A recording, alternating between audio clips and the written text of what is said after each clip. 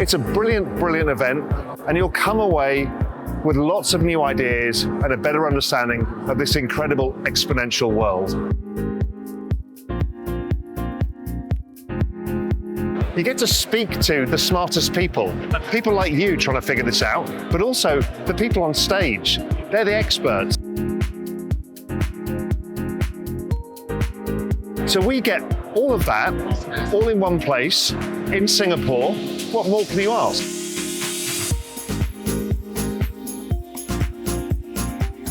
See you at TOKEN2049. Hey everyone. Look, sorry, this is the cheesy interruption that you get on YouTube channels, but they're really important. I'd really appreciate it if you just hit the subscribe button. You see, it makes a difference to know how I'm doing, seeing the growth in subscribers, if we're getting the right content. Obviously, comments help as well. But hitting the subscribe button allows me also to book the best guests. It really does make a difference. So if you do enjoy this content, and I know you do because you keep coming back to watch it, just please hit the subscribe button. Sorry again for the cheese, but it is important. I appreciate it so much. Take care. Hi, I'm Raoul Pal, and welcome to my show, The Journeyman, where I go on that journey to the nexus of macro crypto and the exponential age of technology, and I take you guys with me. You see, I'm here to learn as I go, and I get the privilege of speaking to some of the best people in the world to understand how they're thinking things through and what it can mean for us. Now, as you know, I built this whole thesis called the Everything Code. A lot of you have seen the video that's on both YouTube and the Real Vision platform. And if you haven't, I really urge you to see it because it's 35 years of work for me into what I think cracks the code of markets, at least for now. It won't last forever, but it's done phenomenally well so far. Managed to help us nail the lows in 2022, both in crypto and in technology. It's managed us to keep the right side of this bull market and give us a framework of understanding of what's really going on. You see, my Everything Code thesis is based around a debt refi cycle that started in 2008 when we broke the world. That debt refi cycle has to be financed by liquidity, which is the debasement of currency. And it happens every 4 years.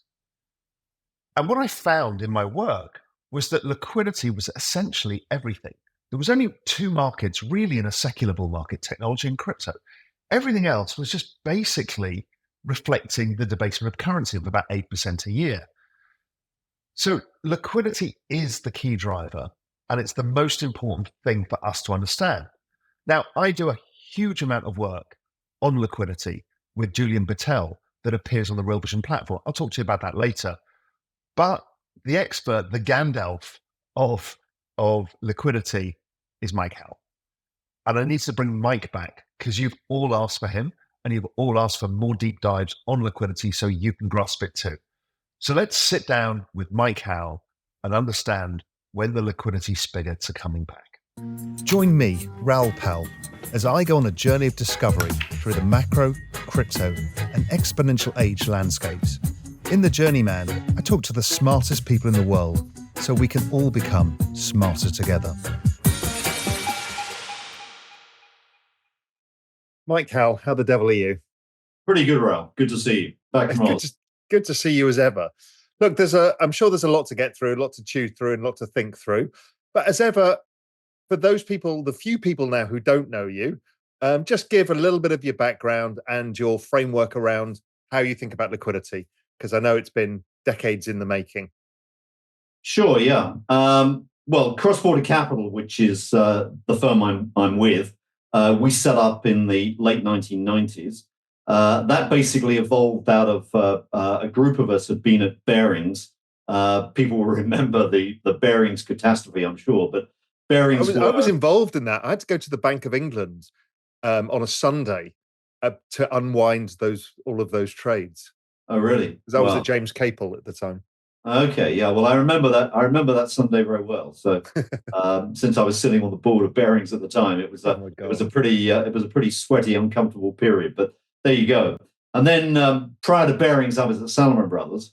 So the adage is that investment banking is very volatile, and as I always say, never to people career advice, never bother climbing the ladder in investment banking, just wait for the ceiling to come down and meet you. And that happens quite a lot. So it's a volatile ride. Salomon Brothers, prior to its demise, after the so-called Treasury scandal in the early 90s, basically was the preeminent fixed income house worldwide. It was a major prop trader. It was the bond markets in many cases. I was research director there, and that's where the global liquidity concept basically evolved. It evolved out of a lot of the work that Henry Kaufman did. Henry was the chief economist of Salomon Brothers. He basically invented, or basically popularized, I suppose it's better to say, the whole flow of funds framework. He used to produce a document called Prospects for Financial Markets, published every year, which was a supply and demand analysis of US financial markets. And it was really about understanding those flows which really drove fixed income markets, forex markets, etc. in the US. And that was really what Salomon's prop trading desk was really all about. It was about understanding the flows and trying to identify where the money was. And what I tried to do was to expand that concept globally. It was a time when international was really just picking up. Hard to sort of envision now, but basically around the mid-1980s, the world was very insular. There wasn't really a global market. We saw the rise of American investment banks and the growth of investing really coming from the mid-80s onwards, and it just accelerated thereafter. So we're now in a global world, but that's really where global liquidity evolved. It was the idea of cross-border flows of money and how they winged their way around the world. My favorite Salomon story from when I was in markets was, it was about 90, I can't remember when it was exactly, early 90s, when the entire balance sheet of the firm was on the EU convergence trade. And I mean, John it's the sort of thing Goodfriend got called up and on the kind of analyst call. And he's like, yeah, that entire balance sheet's on one trade right now. I'm like, they're made of different stuff at Salomon. Yeah. No, they like to take position, that was for sure.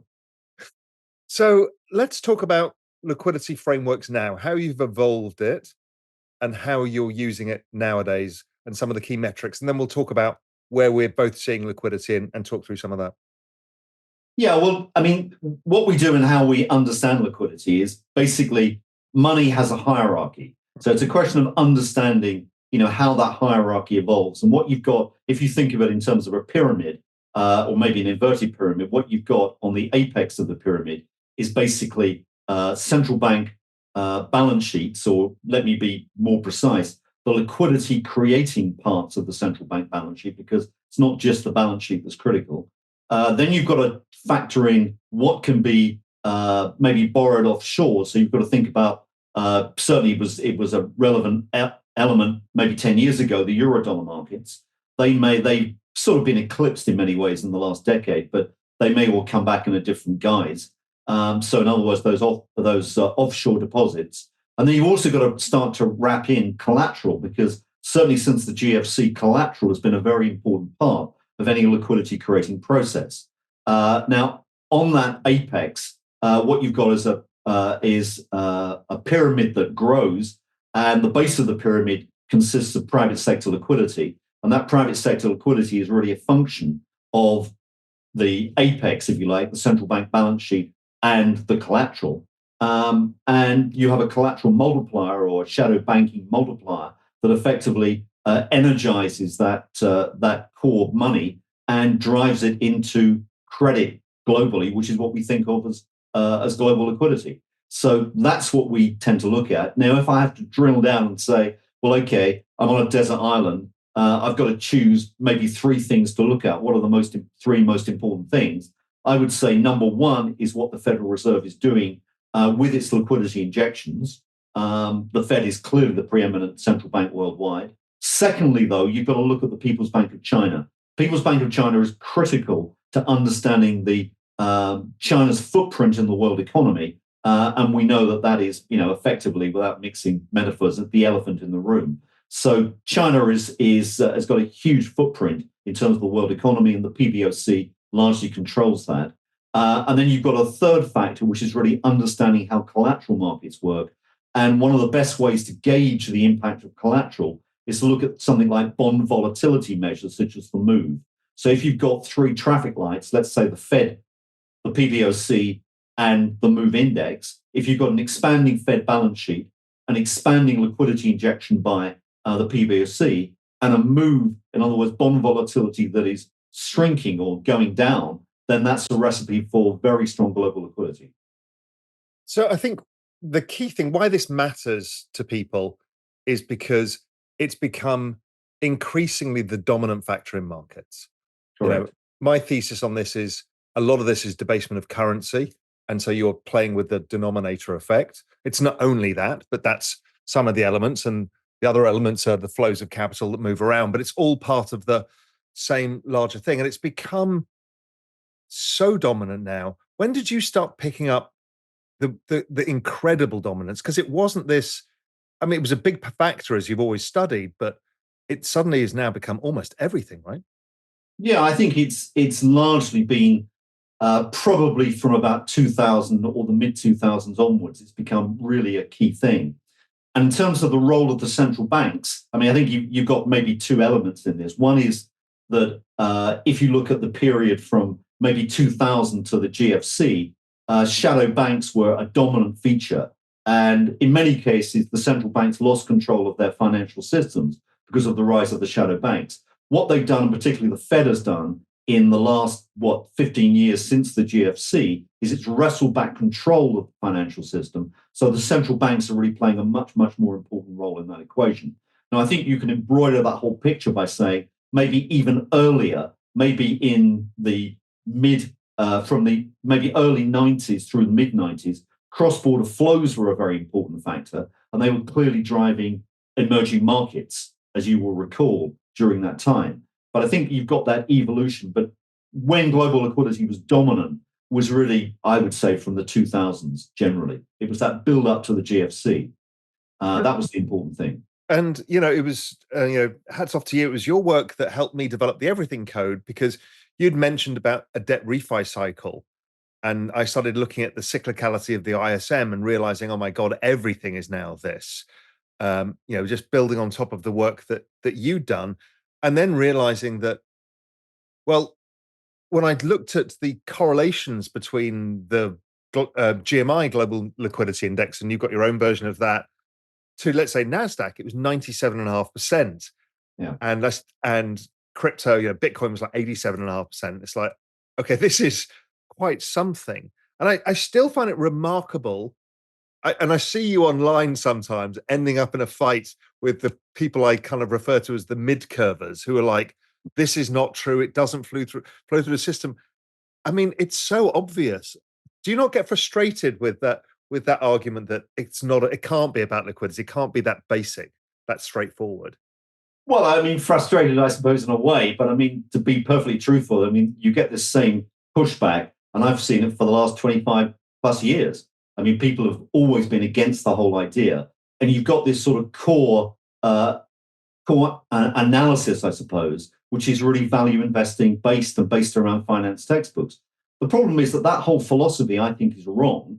And it's certainly wrong at the macro level. And I'll come quietly and say, well, okay, if you buy cheap stock with a low PE, you'll likely make money on the basis that earnings will grow. But you simply cannot apply that to the macro level. Macro is about different things.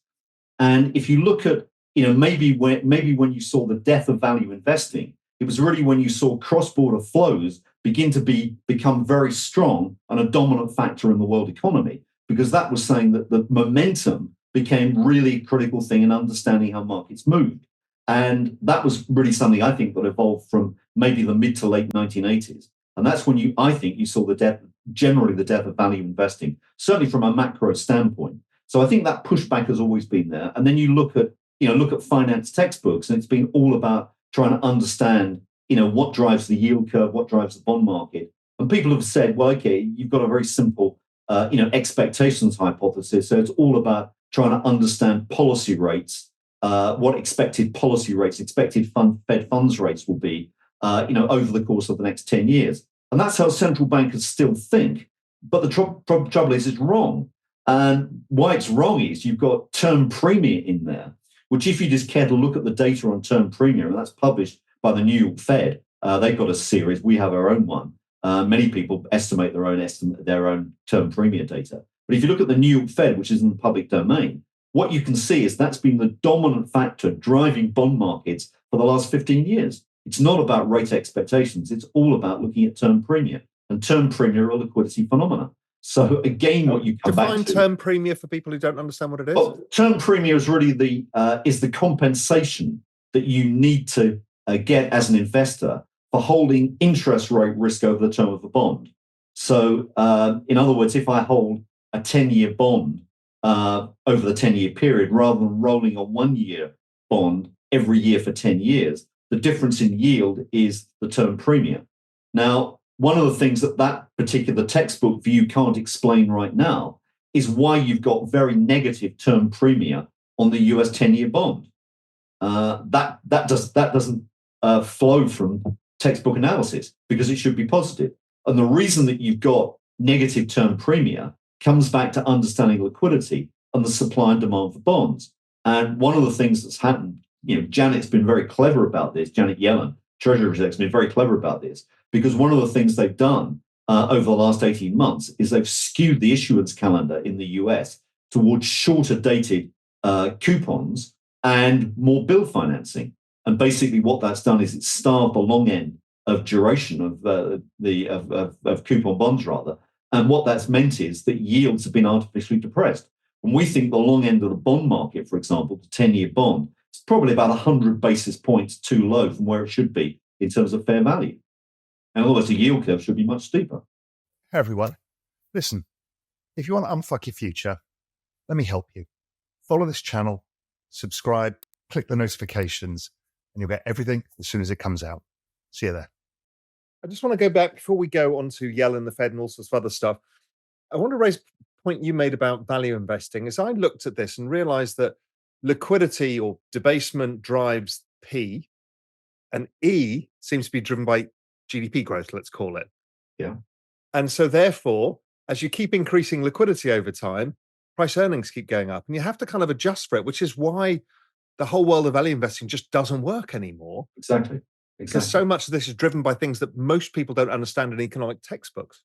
Yeah, exactly right. I mean, that's you've said it from a different perspective, but I think probably better is that what's happening is the P is going up and the E is going up at a much slower rate because liquidity is driving the P and the economy is driving the E. And that's exactly the same phenomena with wages versus assets. Yeah, it's this is the rich poor divide. It's all the same thing. Is because debasement increases optically P, but doesn't increase E, even at economic level. And do you think the central banks and governments know this? I think they do. And I think they had an agreement where maybe 2012, they solidified it in the European crisis, is we can't let collateral go bust because we've got an over-indebted system. So debasing the currency means the collateral price optically goes up and you don't get the disparity between, that's why you talk about collateral as well. It's very important, just generalized collateral, not just bond market collateral, but collateral overall when there's so much leverage in the system. Surely they must know because they all act in concert. How do you I think that's right. I mean, it has to be, if it's yellow and quacks, it's a duck. And, this has been quacking for quite a long time. So I agree with you. I think they basically know what they're doing. And I think you can see, if you look at how what's happening in the US in terms of, as I say, going back to the issuance calendar, it's very clear to me that the Treasury and the Fed are sort of hand in hand doing duration management deliberately. They're organized. They're trying to starve the market of long-dated coupons to try and keep yields down. They're doing a lot of issuance in bills. Monetarism, if there are any monetarists left out there, should be screaming now. But what you've got, because of all this bill finance, is basically monetization of the deficit, and that's a dangerous phenomenon, as we know. And I think if you come back to coming back to this whole liquidity picture, I mean, one of the things that we talk about is you can get two types of crises. You can get crises of monetary inflation, and you can get crises of monetary deflation. Now, if you're in a crisis of monetary deflation, in other words, when the liquidity cycle is being squeezed dramatically, that tends to adversely affect the private sector. It affects the collateral and whatever. And in that environment, what you want is bonds So the 60-40, traditional asset allocation, equities, bonds, or equities, fixed income, is all suited to a world where you get monetary deflation, those crises. If you're in a monetary inflation, and the last time we had a monetary inflation was really in the early 1970s, that's basically when you've got not an insolvent private sector, you've got an insolvent government.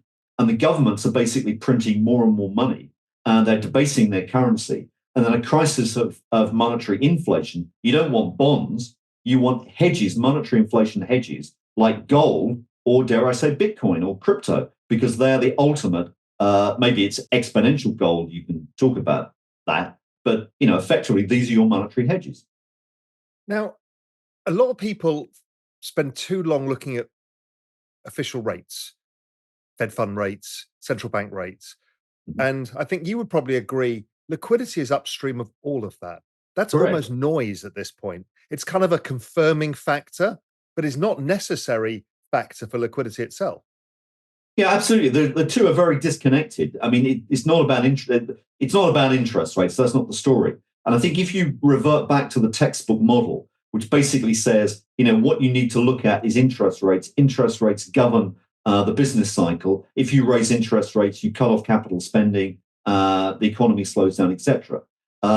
Okay, I'll come quietly if we're in a capital spending world, but we're not really.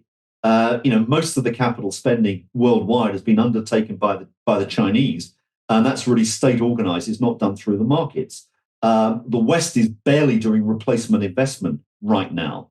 So we're actually in a world which is not about capital spending, it's about debt refinancing. And I've tried to make the point, and I think there's a chart that you could flash up, which I put in the pack I sent over, which looks at how markets have become debt refinancing vehicles rather than new capital raising mechanisms. And that's a very fundamental difference. If you go back to 1980, what the chart shows is the markets were pretty much evenly split between debt refinancing and new capital raising. And where they are now is that basically $3 out of every 4 that is transacted in financial markets is a debt refinancing transaction.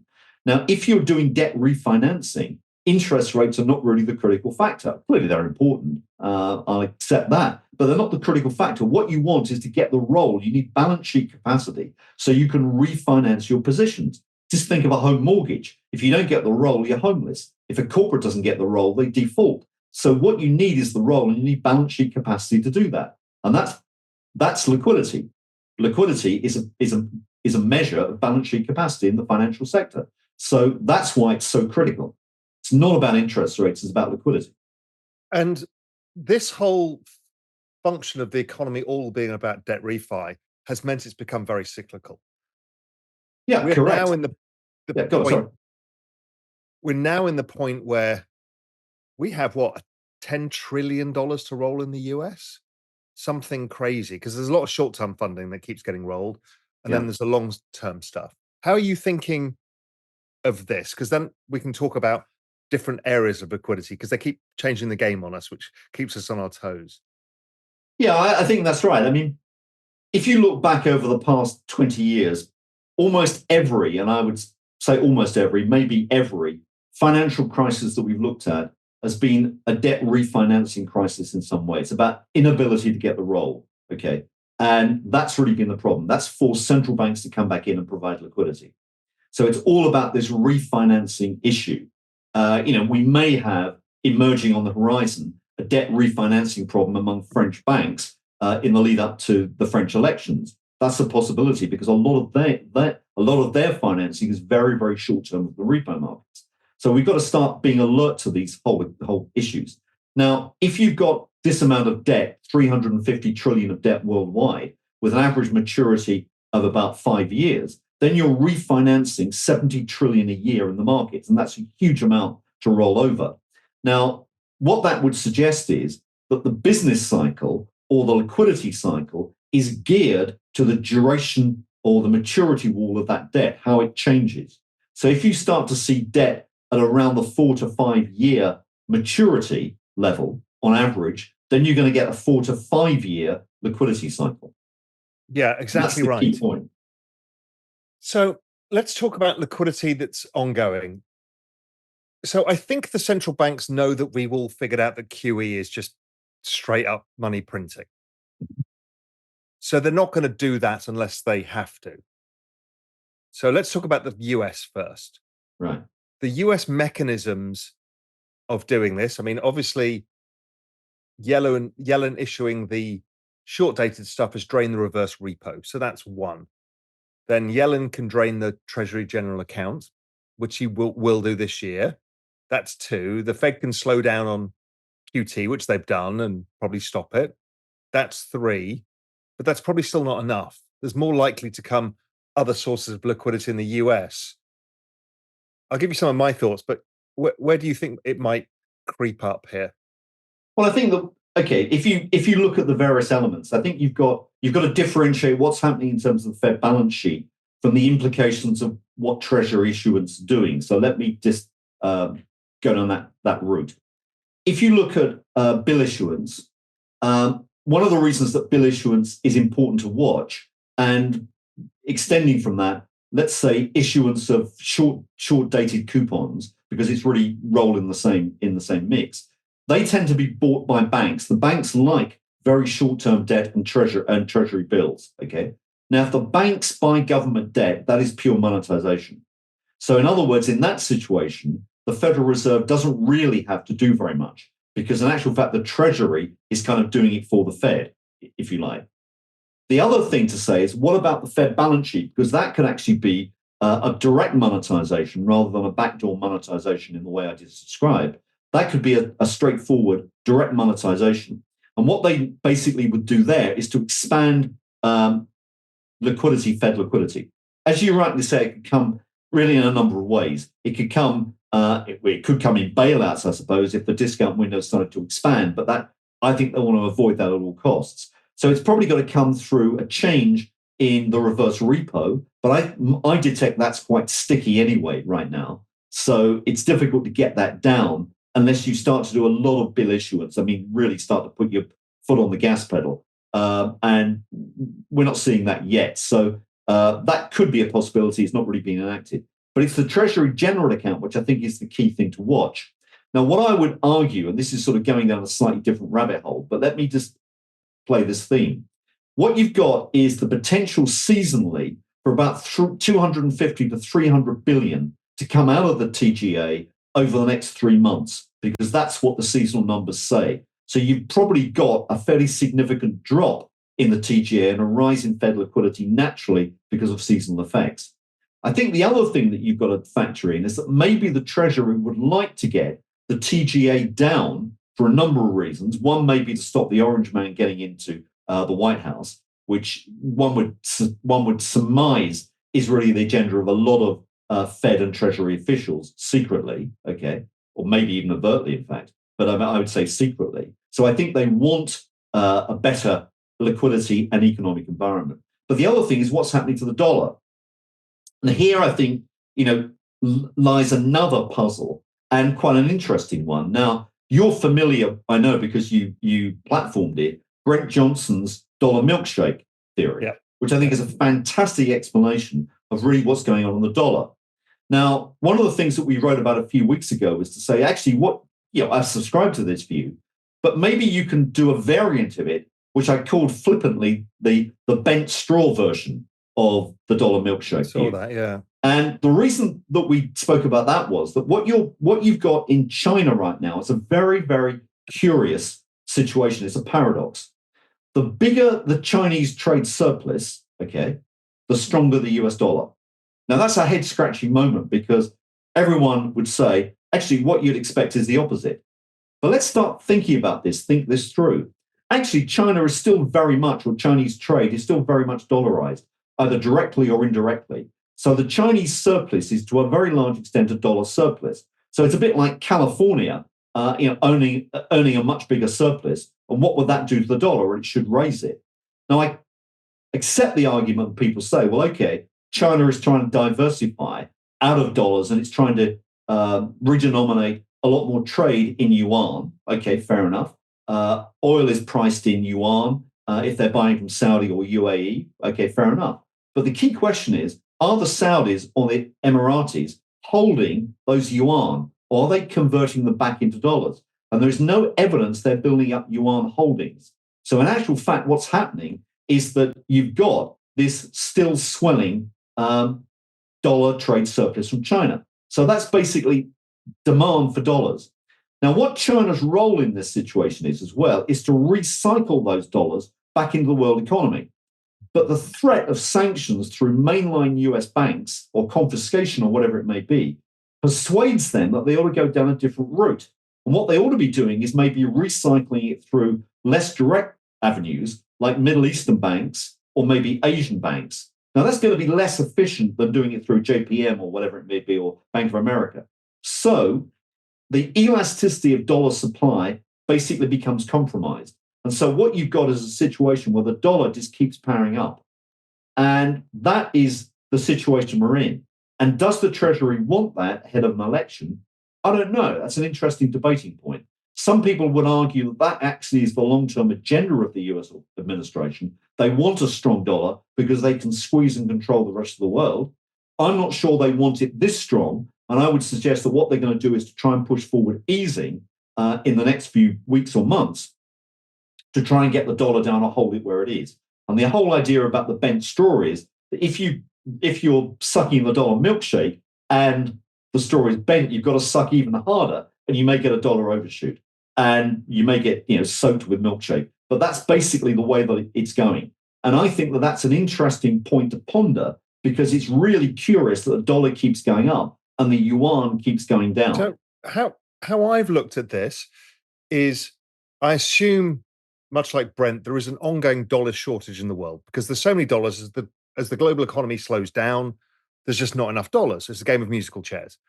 First was Silicon Valley Bank blowing up. Then it was Credit Suisse blowing up. Next, it's dollar yen, which is the big one. So dollar yen, the Chinese banks are the euro dollar market now mainly, right? So they're clearly short of dollars. Next minute, Yellen's in China twice because China's like, hey, listen, we don't want to devalue, but this is going to force us to devalue. I think the US is kind of allowing Japan to go through this pain barrier to kind of negotiate with the Chinese on trade. I agree, 100%. And so the outcome for me is, and I think you may have even written about this as well, is probably swap lines to the Japanese, or some ability for the Japanese to short infinite amounts of dollars to then inject liquidity in, and then that will flow through the Japanese banks, because the US doesn't want a direct swap line with China, doesn't look good. But the Chinese know, Yellen knows, that their entire property sector is short on dollars and they desperately need them.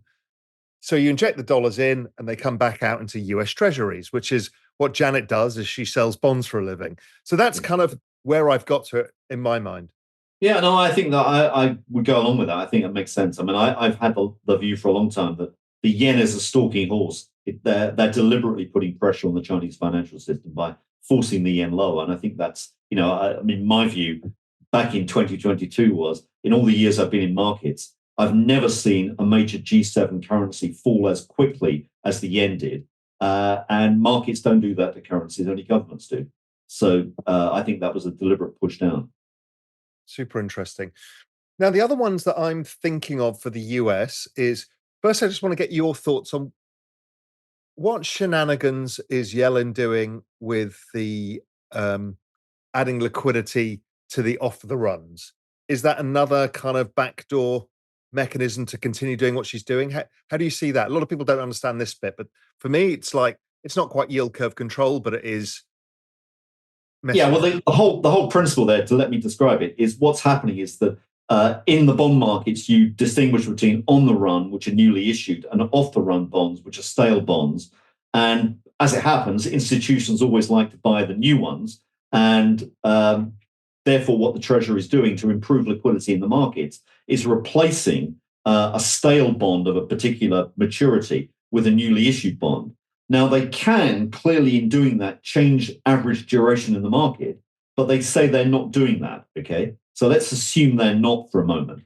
But the very act of improving liquidity in the bond markets is going to reduce bond market volatility, get the MOVE index down. And as the MOVE index goes down, what you've then got is an improved collateral multiplier in the system. because there will be smaller haircuts given on collateral by credit providers in a situation where you've got lower volatility. So in that situation, it's very positive for global liquidity. So, I mean, it shows you why Janet Yellen's in the Treasury position, because that connection between Howell and Yellen is that they're the same. They're working for one job, which is to refi that debt, because that can't blow up because it's too big and it's the end of everything. So they're all absorbed by that. The next thing on my list of potential ones is, like, we know the commercial real estate issue. I think the old-fashioned way of doing this is an SPV. Mm-hmm. Bad bank, SPV that's backstopped by the Fed or the Treasury. Right. And then we can get it off. That's another nice backdoor mechanism that. Yeah, I think that would make sense. It's as you say, it's happened before. So why not? Yeah. Think of the SNL crisis back in 1990. Yeah. Which was very similar to this crisis. Yeah, exactly. But I think they have to do that after the election. But I think in the interim, they want bank reserves to keep going up to make sure there's not another Silicon Valley Bank problem. They can't afford that. There's another one that's on my radar screen, which is interesting. Is this? I think it's Fannie Mae that's applied through Congress for a change of its charter to be able to add mortgage refinancing not mortgage refinancing. What's it called? It's like second mortgages. Second mortgages you can do. And that's a very big deal, I think. And it wouldn't be captured by the standard liquidity measures, but it feels like it's a massive gush. And I was in Australia a couple of weeks back talking to them, and they did that back in 92. Yeah. And it gave them a massive liquidity boost of like 6 years of liquidity came out of it. Talk to people about this, what it is and how it works and how you're thinking about it. Well, it's basically just what it will be doing is you'll be creating equity withdrawal. You'll be encouraging people to take out a second mortgage on a second property. So it's basically more credit collateralized against your second home. It's something, I mean, I've looked at it and I've tried to ask the question about, could it be done speedily? Because my view was initially quite cynical, thinking this couldn't be enacted fast, but apparently it can. People were talking about maybe within a 6-week period. Now, will it make a difference this year? I don't think so. But as you rightly say, I mean, this is a window of potentially more liquidity over the course of maybe a 5-year period. It could easily step up. Is it in normal liquidity indexes? Not if you're looking at central bank liquidity. It's in our measures because we actually look at Fannie Mae, Freddie Mac as liquidity creators because it's part of the shadow banking system. So it would start to come through in our numbers. But it could be sizable, and there's no question about that. I mean, I saw estimates of 5 trillion. Yeah. As I was saying, I mean, if you look back to the period ahead of the GFC, I mean, that was all about the growth of shadow banking. And you've now got another up leg. And this is important. The system needs liquidity to grow. Not just the US, but look at China. I mean, China stalled the economy through COVID. They can't get it enlivened again without pumping lots of credit in. If they pump lots of credit in, the yuan drops. So they're already stuck. They've got to have some deal, and that's why I think that you're spot on with those. Talking about what Janet's doing out there. Yeah, I mean, Janet Yellen doesn't normally just go across the US, and the press keep it pretty quiet. I'm like, there's something much bigger at play here than just Janet's having a nice visit to Beijing. It's like, we understand what you need. You understand what we need. We're going to have to reach some grand compromise. You need dollars. You don't want to devalue your currency. We don't want you to. The Europeans don't. We've all asked you not to. And we're going to have to do some sort of trade deal on the back of this, I guess. Yeah, I think that's right. Because if you look at them, you look at the pressures that are on the yuan, on the Chinese system, they're enormous. I mean, China is displaying all the characteristics of an overvalued real exchange rate. Now, I know economists say, well, okay, look at the trade surplus, the yuan should be going up. Well, no, I don't agree with that. It should be going down. And the reason that the real exchange rate's falling, or the evidence is, just look at asset prices, they're collapsing. You look at high street prices, they're skidding lower, and the nominal yuan wants to devalue. So it's all symptomatic of an overvalued real exchange rate. Where did we see that before? We saw it in emerging Asia. We've seen it in Japan at different times. We've seen it in Scandinavia. These are classic, reverse bubble phenomenon. And China had a bubble when all that capital flow went into China. Now it's exiting. China's deflating. And, the question to ask is, how much longer is capital flight from China going to go on? Because it's clearly happening, despite the capital controls. That money is leaving. And this is a long-term decline of capital, withdrawal of capital out of China. And that's the big problem they've got. And they need a deal. Now, the reason they have to replace that capital essentially with liquidity. Yeah, exactly. Because if not, the system ends up without any liquidity. Yeah, the Chinese economy implodes. Now, that may be on the agenda of the US, but I don't think so. I mean, they basically want, I would imagine, China to stabilize around here. And therefore, that's what they've got to think about these solutions in terms of liquidity. But, the Chinese can't inject liquidity without devaluing unless the US devalue the dollar first, then they can inject liquidity and everything kind of balances out. Exactly. But if that happens, which I think is quite likely, that would be my scenario, then you've got gold and crypto, which explode on the upside, because this is further monetary inflation. And the only way to keep the plate spinning, if you like, is to basically keep pumping liquidity into the system. And the reason that China is so important is that China is not the Soviet Union.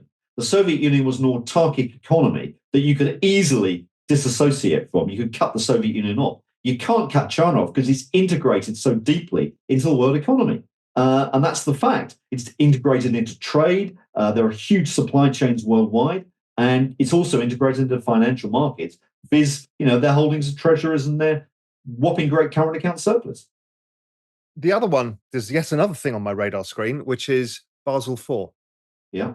And I think that's another good one because I think that's likely. Well, as far as I've gone down the rabbit hole, it's like Europe implements it in January 2025 and the US and the UK June or July 2025. Yeah. And for those people who aren't aware, it's basically forcing the banks to own yet more bonds. Yeah. And when I looked at it, it's reasonably big for the Europeans and decently big for the UK, but it's massive for the US. It's forcing the banks to own huge amounts of bonds. Exactly. And then if you start to look, and there's in fact a chart I think I sent over, which is maybe the first chart I put in there, which is capital inflows into the US dollar over the last 20 years. Now, if you look at that, you can explain an awful lot. And what's really driving a lot of that capital inflow is, number one, Basel III, because the implementation of Basel III meant people had to buy dollar assets, and particularly dollar bonds. And you've got this big inflow of money into the US. Now, what does it mean? It means the US real exchange rate's got to go up. And if the US real exchange rate's going up, that means either asset prices in America are rising or the dollar is rising at the same time. And actually, we've had a luxurious combination of the two. So the more that happens, the better it is for US financial markets. Europe, there's also some stuff at play. One is the ongoing green energy transition, which is basically being financed from money printing. And, we've seen the links with Russia. We've seen what they want to try and do. And also, I think the Europeans and the Chinese are at the forefront of driving up productivity by driving down the cost of electricity over time. So, people think it's wasted capital. I actually think it probably works in the end, but they're going to keep doing it. So that's a stimulus, a net liquidity injection. And talk to me, I hadn't heard the one about the French banks. That's because of what's going on over the election. How could that end up being a liquidity injection? Well, only in the sense that the French banks are pretty integral to the Eurodollar system, or what's left of the Eurodollar system. They tend to get a lot of their funding very, very short term. And if you've got problems ahead of the French elections, there's uncertainty about what the outcomes may be. It may be more difficult than to get this short-term funding. There may be a shock result. I mean, who knows? I mean, that's pretty likely, isn't it? Given what we know so far. So the risks are there, and that may mean that you've got to see dollar swap lines coming to the French banks. I don't know. I mean, this is purely surmise. But clearly, we're not looking at a straight path going forward. This is a pretty bumpy road, and a bumpy road really means that central banks have got to be alert to what's happening, and that normally means more liquidity is added. Do you think any of them will use the balance sheets again? I mean, maybe the Chinese will, but do you think the Europeans or the US will, or will they just hide it? The central bank balance sheets. Yeah, the basic central bank balance sheet. Undoubtedly they use it. They've got to. And I think even if you look at, if you look at the Congressional Budget Office projections of US debt over the next, 10 years, that shows what the Federal Reserve balance sheet is going to do in terms of their projections. And you can see them buying lots more treasuries. I mean, it's like a dog leg. They assume it's going down in the near term because of so-called QT, but I think QT died a long time ago. But then buying of treasury starts to come through significantly. But the game is not just about treasury now, it's also bill finance. There's a lot of debt to issue, and it will come at shorter durations. But if it comes at shorter durations, banks will buy it. And at higher rates, you have to issue more debt. Yeah. To pay for the interest payments. That's the difficulty. So you don't really want rates to go up, which is why I think rates probably plateau. But as you rightly say, the interest bill just keeps rolling up. And that's the reality here. So they're basically, printing money just to pay interest. So let's talk about trajectory of liquidity over the next until the end of 2025. How do you see the liquidity cycle when? I mean, it's been relatively flat recently, having risen last year. It's kind of flattened out a bit. When do we start increasing velocity, the rate of change, and what trajectory do you think that takes over time? Okay, well, if we come back to to my sort of three-pronged approach of saying, let's look at the Fed, let's look at the People's Bank, and let's look at the collateral multiplier, in other words, the MOVE index on volatility. What you've had in the second quarter is you've basically had the Fed tightening liquidity, and that's really been a simple fact of the Treasury General Account going up because of the tax-paying period as of end of April, 15th of April. So that tax-paying period meant that TGA jumped, and that sucked liquidity out of US markets. And it's only just starting to come back again. So one of the ways that, as I say to people, if you want to monitor that, just look every Thursday at 4:30 Eastern time and look at the Fed H4.1 press release, and that will give you everything you want to know about what's happening to bank reserves, etc. And I would imagine they're going to keep moving it higher, but let's see. So that's number one. Number two are the People's Bank of China. What is it doing? Now, it's been very concerned about the yuan. The yuan has been weak. It's been trying to hold it up, and it's tightened monetary policy since the end of the Lunar New Year to date to try and hold the yuan. What it's done in the last 28 days is it's injected 600 billion yuan back into money markets, which is actually quite a big move by the Chinese. So it may be that either accepting the fact that the yuan's got to devalue a bit more, or there's some deal that's being cooked that, as you were discussing, that maybe there's a deal with Yellen or the US is going to start to ease. But, take it from, a comment that Lagarde made from the ECB. She said, I think a matter of 2 or 3 days ago, that US and ECB policy are not going to diverge very much. Or actually, I think she even said rates are not going to diverge very much. Well, they're keen to start cutting rates. The Swedes are saying they want to cut rates. The Swiss have already done it. So I think what you've got is an environment where central bankers are basically already saying they're going to be cutting quite aggressively in the course of the next few months. The Fed may not go wholeheartedly in there, but I still think there's a cut, and a cut may come as early as July, I think, because I think the window is narrowing. The same. I think it's underpriced as the July cut. Yeah.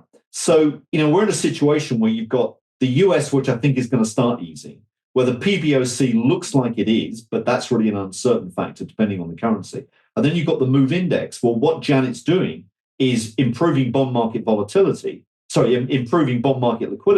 which is pulling down bond market volatility, improving the collateral multiplier. So you've got another potential green light. So I would imagine that in the course of the second half of the year, I think liquidity is going to start to spurt higher. I mean, I've gone on record of saying that I think the liquidity component of the Fed balance sheet could be rising at a 20% annualized clip through the second half. Part of that's seasonal, I grant you, but it could easily be because they actually want to get the dollar down. And they've used the TGA in the past at times to try and weaken the dollar or talk the dollar down. So I think that all that's feasible. And then, as I say, watch China, because that's clearly the elephant in the room when it comes to liquidity. and we know the Chinese economy is weak. And one of the charts I put in to the pack I sent was a very simple chart that looks at PBOC liquidity injections and the change in the price of iron ore. Now, iron ore is a pretty fundamental commodity to the Chinese economy, and the correlation is remarkably close, with a lead time of about 2 or 3 months on Chinese liquidity. So if the PBOC injects liquidity, you're going to get a turnaround in the world economy. And all the evidence seems to point now is a cooling in the world economy, not a recession by any means, but a cooling. And the very, very best time for risk assets, as you will know, is when you get a sluggish economy that central bankers want to stimulate. And that's what we've got now. And there is a bigger upside than potentially expected by many people for 2025, based on, let's say, Basel IV, the second mortgage idea.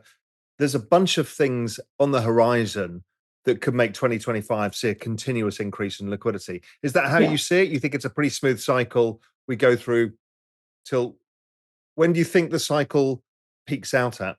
Well, I think it peaks. I mean, our view has been it peaks somewhere around late 2025. It may be, in other words, sometime in the second half.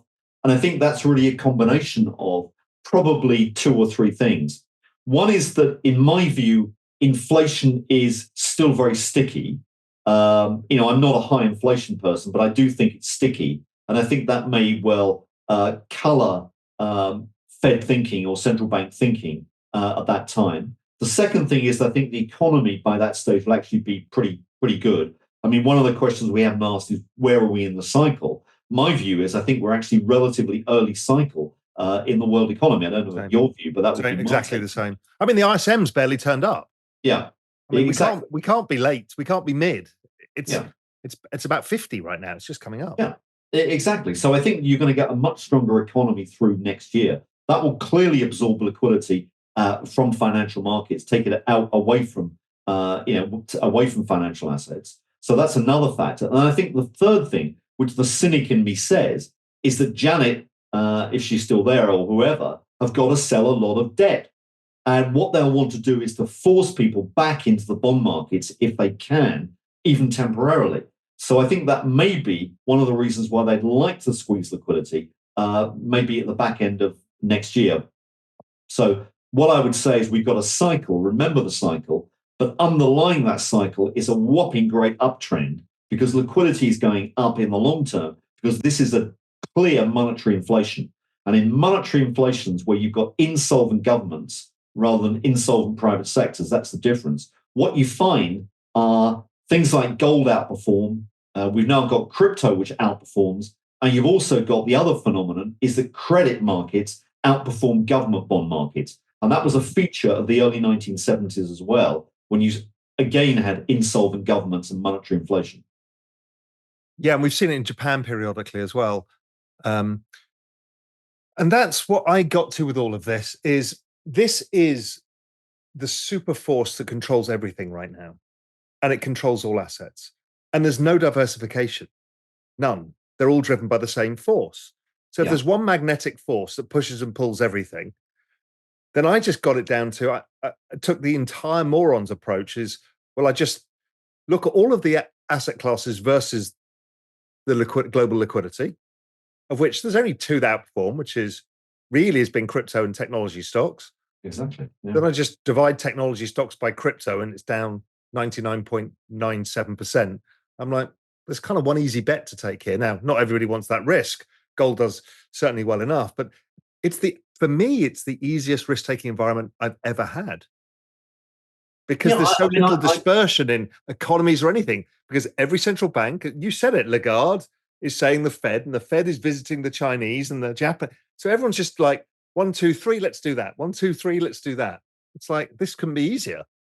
Exactly. And the Fed and the Treasury in bed together, strange concept, but I want to get that out of my head. Yeah, exactly. But there we are. So, at the end of the day, I mean, I'm subscribing totally to your view as well. I think that what we've got is a huge liquidity expansion going on because that's the only way that we can finance these whopping great deficits. And the fiscal arithmetic just doesn't add up whichever country you look at. I mean, the US looks bad, but believe me, Europe looks worse. Japan is pretty horrible. China's not great. And so what they've got to do is they've got to start printing money, because politicians will only kick the can down the road. Nobody is talking about tax increases. Everyone's talking about more spending. And you've even got sort of competition now in terms of who can lower corporation tax the most or give the most incentives to industrial capital. So, all these factors cost money. And the only thing to do is to either issue bonds, which is difficult unless you change the rules. So Basel IV is a great theme. Or what you do is you print money in some form. And that's what they're doing. I looked at this and I suddenly discovered the period after World War II, after we had the big inflation, it came down. The spacing between the financial crisis and the pandemic was very similar between the 1929 depression and World War II. After that, we had a perfect 4-year cycle. Yeah. And it went on all the way until the 70s. And it was a debt refi cycle because we had the same problem as all the global governments were massively in debt. The Fed chose yield curve control as their vehicle over that period. Yeah. And they just kept doing it until productivity picked up, which I think is how this is going to end. We've seen AI and robots and maybe the lowering of electricity costs and a bunch of things that could really change the outcome, because we've got aging demographics. They solved it back then by having kids. Now we're going to have our kids are the AI and the robots, but we will have a demographic massive expansion. It's the only way of solving it. I think you're absolutely right. I think this is all about understanding demographics. It's understanding fiscal imbalances or deficits and how all these things are funded. And at the end of the day, it's got to be more liquidity. So the trend is definitely upwards. And this is a clear monetary inflation where you've got to invest and buy monetary inflation hedges. What does well in, I'm not saying hyperinflation, obviously, but what does well in an environment where you've got global liquidity growing at maybe 8 to 10% per annum, and you've got underlying high street inflation at maybe 4%, maybe 5%. And I see a lot of people ranting and raving about the central banks. But given the understanding of the amount of global debt, the aging population, the inability for GDP to service that debt, which is the cash flow of the overall economy, what the fuck could you do differently? There's no way you can walk away from it all, because the world is 400% to 350% of GDP in debt. So what, you're going to let everything burn to the ground? No. So I just don't get it. And I also don't get, and I got this wrong for years. The central banks are stupid. I'm like, no, actually, I've come round to the point of view is they're actually very smart and they know what they're doing, because there is no other choice here. This is the only outcome. Is that, you think so as well? I think that's right. I mean, there's, I've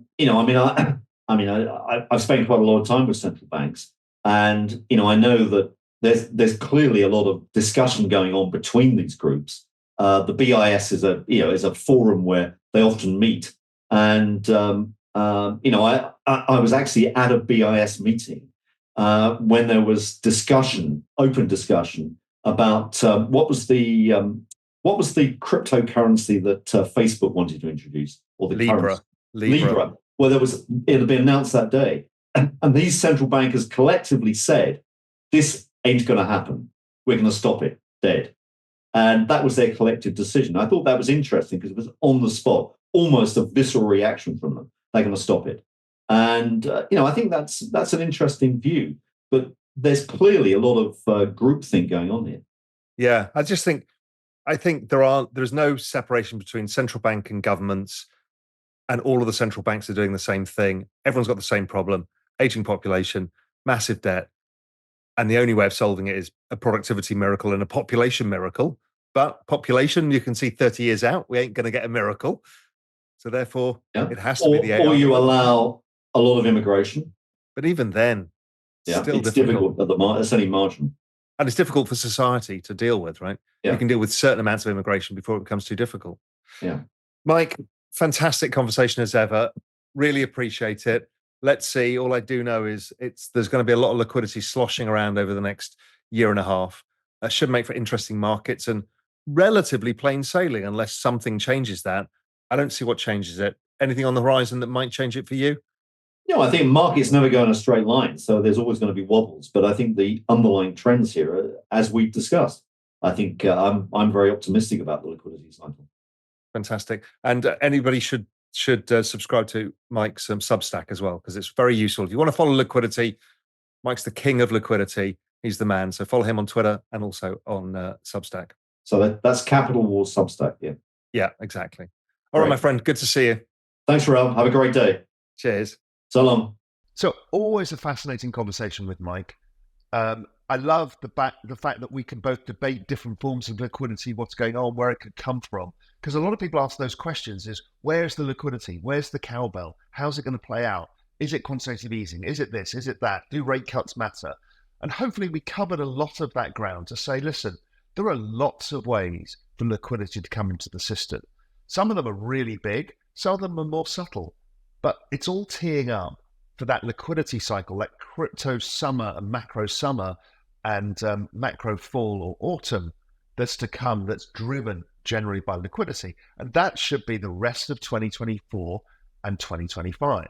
So anyway, hopefully that's given you a good understanding. If you want to know more, then myself and Julian Patel built the macro investing tool specifically for this. It breaks down both the business cycle and liquidity, the two most important things for investing. Every week gives you a deep dive of the charts that matter so you can stay on top of everything. Also, how to allocate assets at various points in the cycle, and also where liquidity is and what it's moving.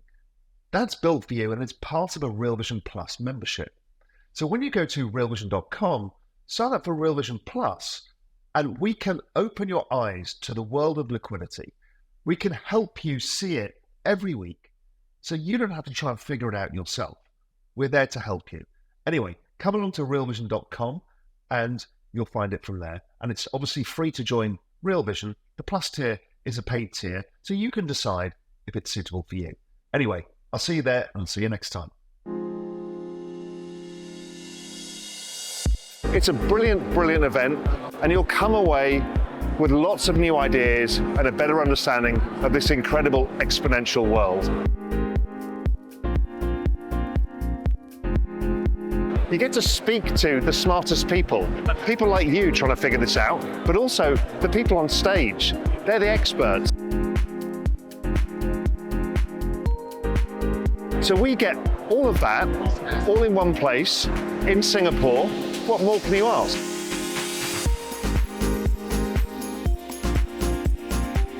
See you at TOKEN2049. We hope you enjoyed the video. At Real Vision, we help you understand the complex world of finance, business, and the global economy with in-depth analysis from real experts. Join the revolution at realvision.com.